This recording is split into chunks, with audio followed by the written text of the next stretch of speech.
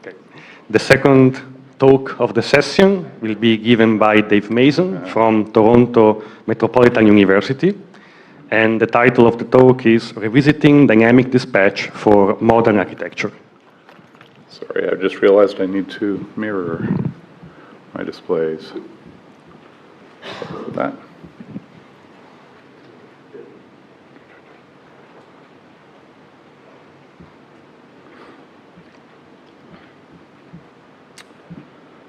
Sorry, I didn't check this correctly the first time.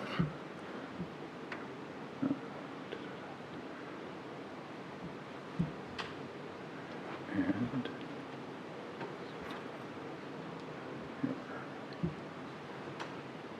there we go. Okay.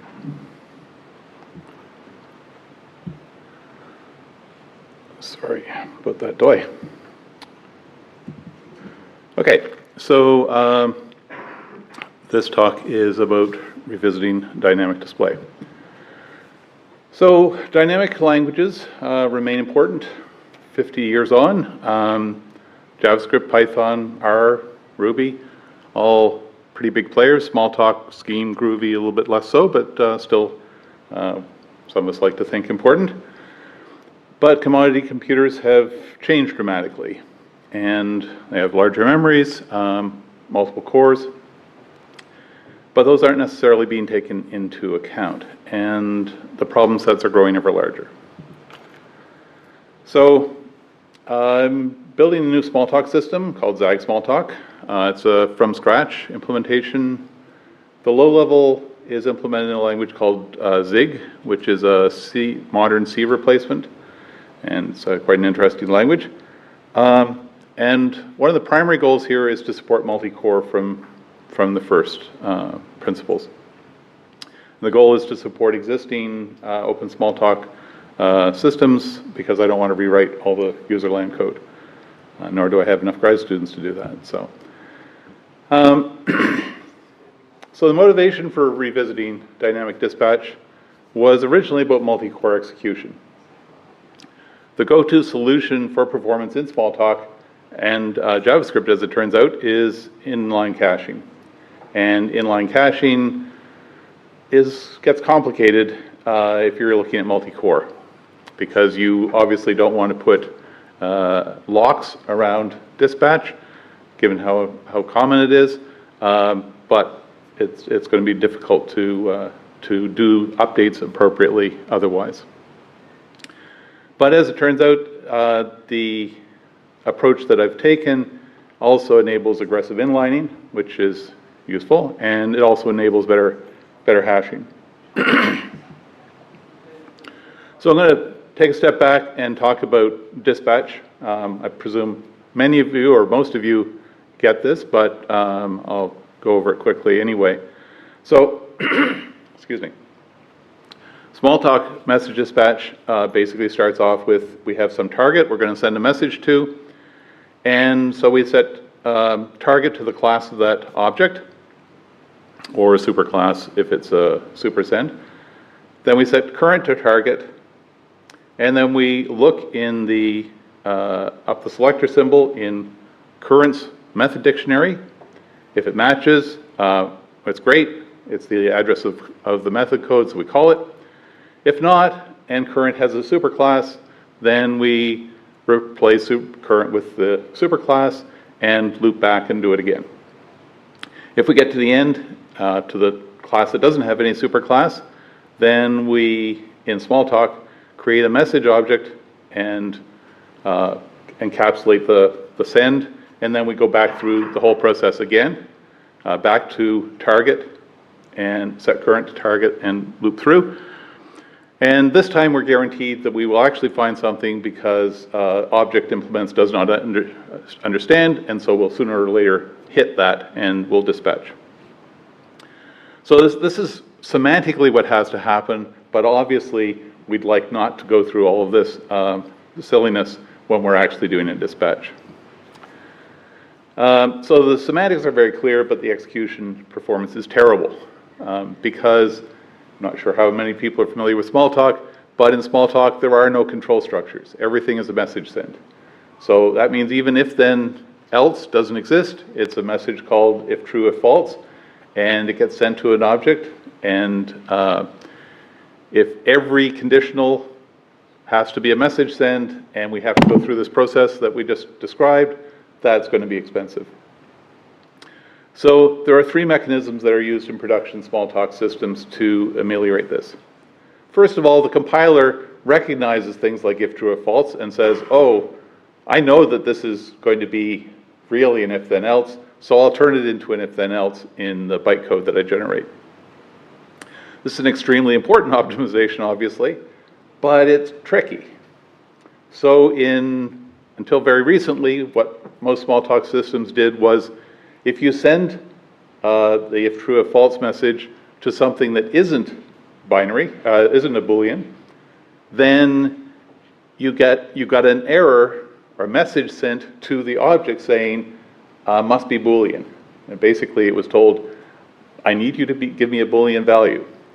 And so the object would have to create a Boolean value to return, but it had to do it at the right place. So it actually had to look at the current activation record, in Smalltalk that's called this context, had to look at the caller, had to bump the program counter back, and then it could return the Boolean value and things would proceed as hoped for. In more recent Pharo systems, which Pharo is one of the open source Smalltalk systems, what it does instead is when it finds you sent this to something that wasn't a Boolean, it decompiles the method and recompiles it with it as an actual message send instead. Interestingly enough, this was broken. And so there was a Heisenberg bug that only when you happened to hit this situation and it decompiled it, it actually did it wrong. And so your code didn't work. Anyway, so it's tricky to do this, but it obviously can be done. So that's because you want the semantics to work. So I discovered how you had to go about doing this because I created a project a long time ago where I had a maybe value that I needed to calculate the true or falseness of it based on some other parameters. And so I wanted it to actually work. And Smalltalk made it actually work. I just had to jump through some hoops to make it, to get it there. Anyway, so this is the first optimization, and it's obviously critical. The second is there's a global method cache. So it basically caches on the class and selector. This is a global cache. And this gets a 20 to 30% improvement. If we didn't find it, then the target method is searched for using the process on the previous slide, and then the resulting address is cached in an inline cache. So the next time we do the lookup, we just basically go directly to the code, again passing the class plus selector, and that code may say, no, that's the wrong case, in which case it does something more complicated. So about 90% of dynamic call sites or dynamic calls will have a single receiver class, so that's a huge win. And if they don't, there's most Smalltalk systems have a sort of in-between, what they call polymorphic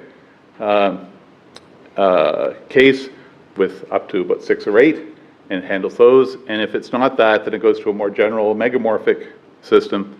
And Elliot Miranda claims that most of the dispatch overhead is actually in that 1% of the cases that fall into the megamorphic case. So anyway, this all works reasonably well, but not as well as anybody would like. So let me contrast this with Java dispatch. So Java has invoke virtual, which does the same dispatch, same semantics as Smalltalk. The difference here is because it's a statically typed language, the Java compiler knows the index into the dispatch table that each method call will give. And so it can just do that directly. And the dispatch table for each class has a prefix of the V table from its superclass. And overridden classes replace the ones in the prefix. Since the names of all legal receivers or methods are known, we can just directly, we know where in this V table it is, and we can go there directly. In theory, you could do this for Smalltalk, but there are a bunch of reasons why you wouldn't want to. The simplest one is in Java, object has 10 methods. And so every object in Java has a V table that starts with a copy of the object table. But in a typical Smalltalk system, object has 400, 500 methods. So every single dispatch table would have a prefix of 500 entries. So obviously that's not very viable. And of course, we also don't know exactly what all the possible selectors are, and there are about 100,000 different symbols in a typical Smalltalk image these days. So it's because it's extremely difficult. So we can't do this. So what I've proposed is a flat dispatch where we have a single level of hashing for method dispatch. So each class dispatch table has an entry for every method that has actually been sent to this class, regardless of where it is in the hierarchy. So if it's in object, it still gets compiled into the dispatch table here, and I'll talk about a bit more detail later. So as implemented in Zag, what this does is it extracts the class number from the target object, indexes into a static table of dispatch tables, calculates a hash value from the message, and then it indexes into the array of code pointers and calls whatever's there. It passes additionally a pointer word that's in the dispatch table and the selector. So there are three possibilities. One is that this is an actual method, so it points to the method that was compiled for this class, and in that case it just verifies that the selector matches the expected one, because if not, it means that a different selector has hashed to the same value and we need to disambiguate it. So we go and handle that in that case. If this was a position that corresponded to an unassigned hash value, in other words, there was no method, then we go directly to that same code. And the other possibility is that this is a clash or collision on the hashing, and so we go to a disambiguator. In any case, we just basically pull out the pointer and the other value, and then we dispatch. So if a dispatch described goes to the not found code, it simply means there's no compiled method for this class. That doesn't mean there isn't a method that could be there. So what we do is we look in the current class for the source of the method, which we store as an AST. If it's not found, we try the superclass and go on up, just like the Smalltalk semantics does. When we find a method, though, we do something very different, which is we compile that method for this class. So whatever the target class was, we compile that method wherever we found it in the hierarchy for this class. And that means we know a lot more about it when we're compiling it. And we store these as ASTs, so this compilation is very fast if we're just generating simple code. And if we don't find it, then we generate a does not understand, and we do exactly the same thing as before. So the code pointers in the array are actually a pair. So they have a function pointer and a threaded word pointer. The load of the threaded word pointer is not on the critical path, however, because we load the function pointer, and then we load the other pointer, and then we do the dispatch. But it doesn't matter if the CPU takes a while before it loads that other pointer, because we don't need it right away. So there's no extra cost to the execution path over a standard V table. In the case of a collision, the function pointer is a disambiguator, and the threaded word pointer points to a pair of code pointers, and then the disambiguator basically tests a particular bit number to see which of those it is, and then goes to whichever of those two code points. And then if we have, that could also be a disambiguator, because it doesn't know, it just goes there just the same as the original dispatch did, but will limit the depth that we go to these disambiguators, and if it's beyond a couple, then we rehash it to a larger hash table, which will presumably remove some of those conflicts. So the nice thing about this is that when we're generating the code, we know exactly which class this is going into. So this allows us to do very aggressive inlining. Any message to self is obvious. We go through the same process. We can inline the code. And we also, similarly for super, we know exactly where that code is, and it compiles into the appropriate place. Or sorry, inlines into the appropriate place. Methods with small numbers of implementations, like if true, if false. There's only 2 in the system, so we say, okay, well, then we'll inline those and we'll do a class dispatch to code. So this does the same thing as the compiler-driven one that Smalltalk systems use, except that it doesn't care about the particular selector that we're talking about. It just generates the right code. And then, of course, if true, if false. In the if true case, it asks the block that gets sent, asks it for its value, which evaluates it. But when we inline that code from the true class and from the false class, when we send the message to the block, it's now a literal block, and so the block goes away. And so we get exactly the same kind of code as we would have gotten in the other way, except in a generalized way. This prevents the creation of many blocks. And it also provides a large compilation unit. One of the challenges with languages like Smalltalk is people typically write very small methods. And if you're dispatching all over the place, that's really expensive. It doesn't give the compiler, an optimizer, much room to figure out how it could optimize. So this allows much larger compilation units to allow for optimization. Code generation, I'm not going to talk in any great detail about this, but it supports basically 2 different models. One is a threaded execution model, and the other is a continuation passing model, described in the paper at the bottom. And it generates whichever of these we want. So the idea is that it can actually generate the threaded code implementation first, which is significantly faster than a bytecode implementation. And then after a few iterations, it can JIT it or something like that. So conclusions, flat dispatch was originally done for multi-core support, but it turns out to have some other synergistic effects. If anybody's interested in looking at the code or contributing or anything like that, it's on GitHub.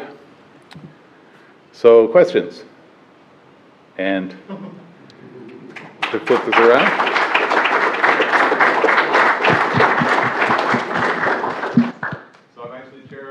The computer science department at Toronto Metropolitan University, and we have about a dozen faculty positions available right now. I would love for one or more of those to be a programming languages person. So if anybody is looking for a faculty position, there's my email address. Questions?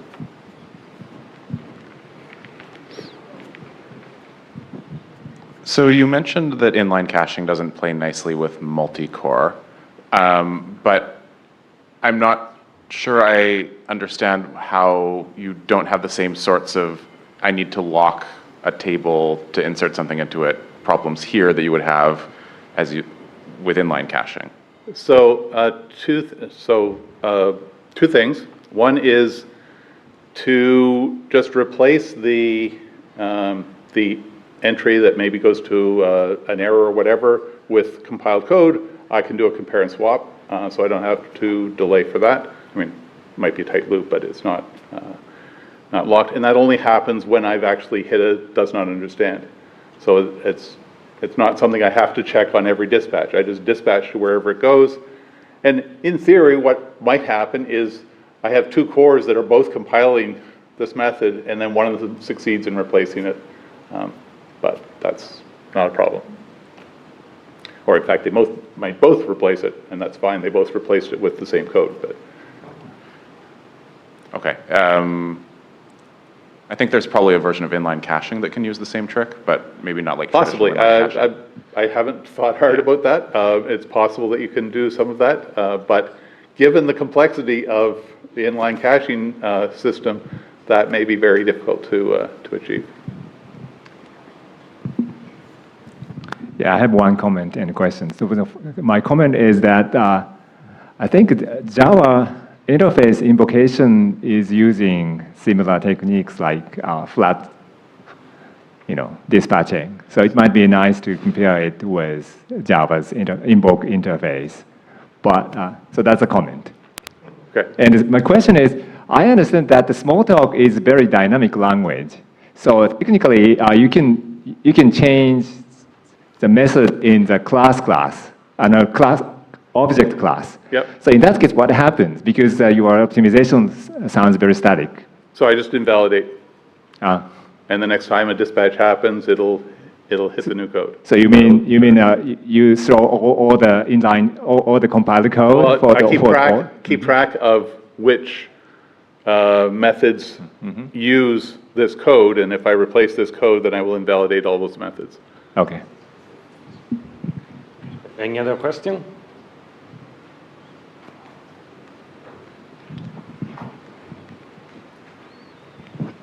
Thank you for your talk. This context, how do you make sure that in the debugger you actually can observe, or in any program code, the eliminated blocks? Do you have any mechanisms to kind of No. restore them? No, I'm assuming, Nobody does it. Yeah. I'm assuming that if you want to do that, you would rerun your code with inlining turned off or something like that. All right. Any other question? Okay, then let's thank the speaker again.